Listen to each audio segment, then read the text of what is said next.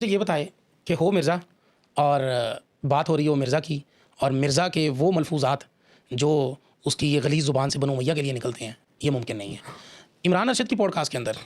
میرا خیال ہے کہ کہیں پر ذکر ہوا حنین کے موقع کا، جی غزوہ حنین کے اوپر مرزا نے کہا جی بنو امیہ کے لوگ تو مال لے گئے تھے، مال لے اڑے۔ اچھا مجھے یہ بتائیں کیا مرزا کو بنو امیہ وہ ہیں جن میں حضور علیہ الصلوۃ والسلام کی 2 شہزادیاں ہیں، حضرت اماں فاطمہ کی 2 بہنیں موجود ہیں؟ بنو امیہ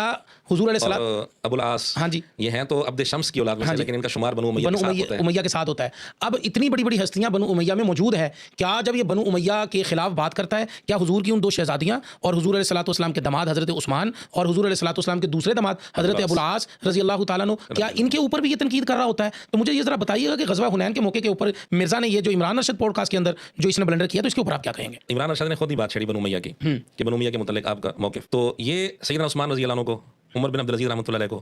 سیدہ ام حبیبہ رضی اللہ عنہا کو، میں آپ کی بات کٹ کر کے ایک بات آگے موقع پر بھی نکل جائے گی، کیا مرزا اسلامی ٹاپک کے اوپر ہمیشہ ان لوگوں سے بات کیوں کرتا ہے جن کو پتہ ہی نہیں ہوتا، پتہ نہیں ہوتا، جن کو بنیان و مرصوص نہیں کہنا آتا؟ وہ بیچارے سیکھتے پھر رہے تھے کہ بنیان و مرصوص کیسے کہنا، انہی سے بات کیوں کرتا ہے اسلامی ٹاپک؟ بھائی اسلامی ٹاپک پر بات کرنی ہے تو اب یہ کیا، یہ مجھے بتائے نا کہ کیا یہ مفتی تقی عثمانی صاحب کے لیول کے ہیں، مفتی تقی عثمانی صاحب کے لیول کے، کیا یہ مفتی منیب الرحمان کے لیول کے ہیں، کیا یہ ہشام الہی ظہیر کے لیول کے ہیں؟ ان کا لیول وہ ہے؟ ہمیں تو بات کرنے کے لیے کہتا جاؤ مفتی تقی عثمانی سے عمران ارشد نے بات کر لیا نا، ہم اس کی حقیقت سامنے لا رہے ہیں،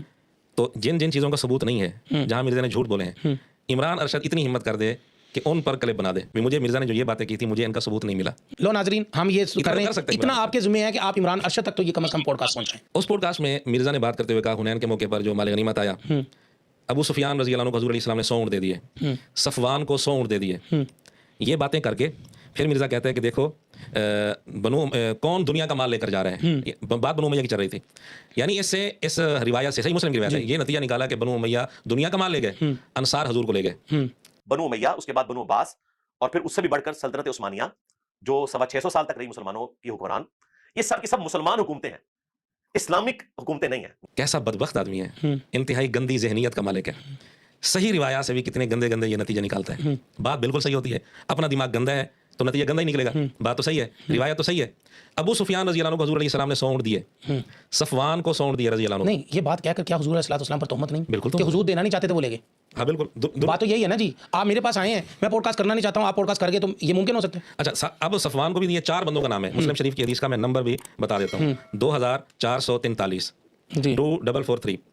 اس میں 4 بندوں کا نام ہے، ابو سفیان رضی اللہ عنہ، صفوان رضی اللہ عنہ، عیینہ رضی اللہ عنہ، اقرع رضی اللہ عنہ۔ ان 4 میں سے صرف ابو سفیان ہے جو بنو امیہ میں سے ہیں، باقی 3 بنو امیہ میں سے نہیں ہیں، اور مال پھر بنو امیہ لے گئے، مال بنو امیہ لے گئے۔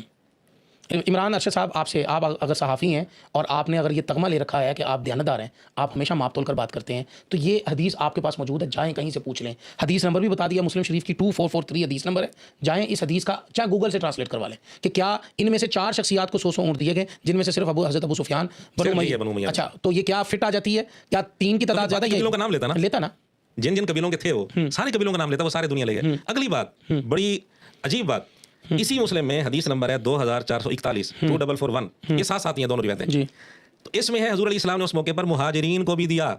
اللہ اکبر، یہاں مرزا یہی فٹ کرے گا جملہ، یہی نتیجہ نکالے گا، یہی جملہ فٹ کرے گا کہ مہاجرین دنیا لے گئے، ہاں جو دنیا کا مال لے گئے، حضور کے ساتھ جو ہجرت کر کے دنیا کا مال لے گئے، ان پر بھی یہی بات کرے گا۔ اب روایات سے کس طرح کے نتیجہ نکال رہا ہے؟ انا للہ و انا الیہ راجعون۔ تو مہاجرین پر بھی اس نے گویا حملہ کر دیا، اگر یہی نتیجہ نکالا جائے تو، اور حضرت ابو سفیان رضی اللہ عنہ پر تو نام لے کر اس نے کیا